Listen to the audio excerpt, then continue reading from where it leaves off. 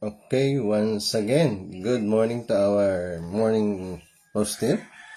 Once again, this is your Doc Rudy Broadcasting and welcome to our episodes of our daily post here. Before that, let us pray.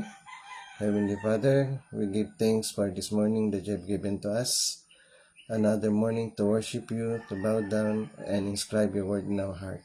Bless us as we discuss your words. In the name of our Lord Jesus, Amen. So once again, what I'm going to share with you as I reflect upon is John chapter 14 verse 2. And my topic is a heavenly home.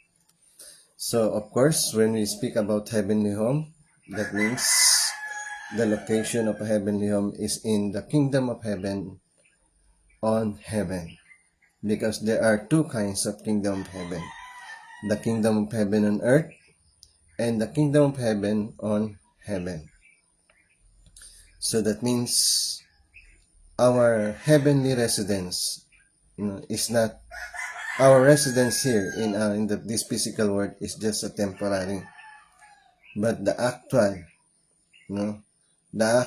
residence that we're going to live for eternity, forever with our heavenly Father is the kingdom of heaven.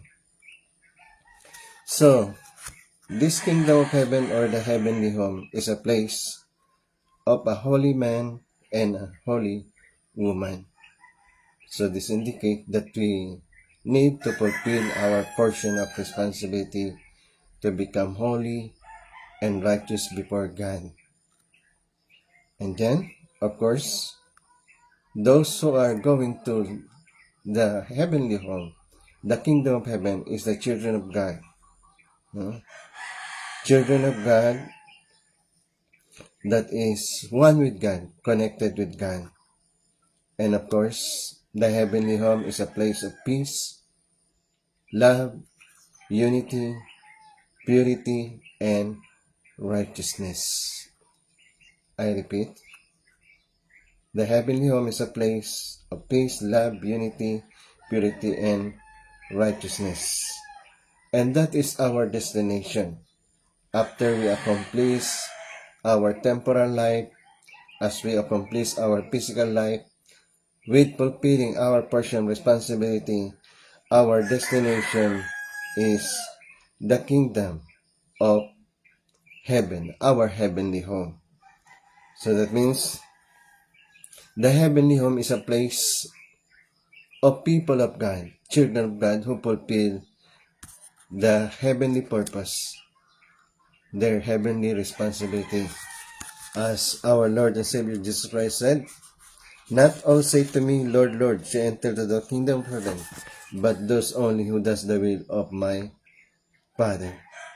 So that means that is in Matthew chapter 7 verse 21. Says, "Not all say to me, Lord, Lord, shall enter to the kingdom of heaven, but only those who fulfill the will of God." So that means we need to fulfill the will of God to be in the heavenly home. And this heavenly home that was promised by our Lord Savior Jesus Christ, it says in John 14 verse 2 to 3, says, "In my Father's house there are many mansions, and I go there to prepare a place for you." So after the crucifixion and ascension of our rising up from the dead and ascension to heaven, our Lord Jesus Christ does not stop, but He is preparing us a mansion.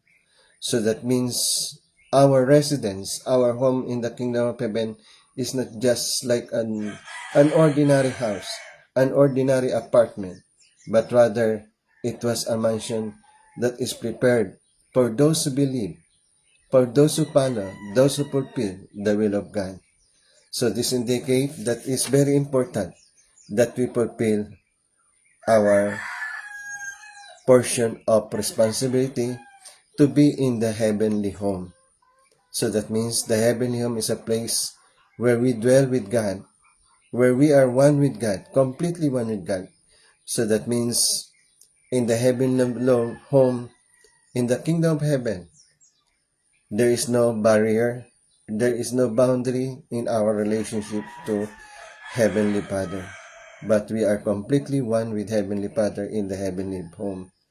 So that means as we live our physical life, we must be able to practice how I can live in the heavenly home.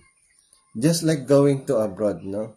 When the first time that going abroad is become new, first and foremost, they need to practice the language. They need to practice the culture of that nation that they are going to. They need to practice the tradition. So similarly, our life here on earth is just a practice of how are we going to live our life in the heavenly home that was prepared by our Lord and Savior Jesus Christ. So that means we must practice how to love, because that is number one. And number three, we must practice how to attend God completely. And then how we can obey God completely. So that means while we are living on this earth, while we are waiting for the end of our physical life and then going to heaven, we must be able to practice absolute love, absolute faith, and absolute obedience to God. Because that is the tradition. The tradition in the heavenly home is the unconditional love, true love. So what we are going to experience in the heavenly home, in the kingdom of heaven, where God is there residing, that is the practice of true love. So practice of true love, that is means unconditional love. So while we are living on this earth, we must be able to practice our true love. We must be able to practice how we love. Okay?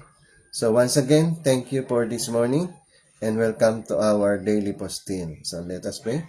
Heavenly Father, thank you very much, Father, for this morning. Please be with us as we have this day. Let it be, Father, that your blessing will be upon us, that we can give joy and comfort to you. In Jesus' name, amen.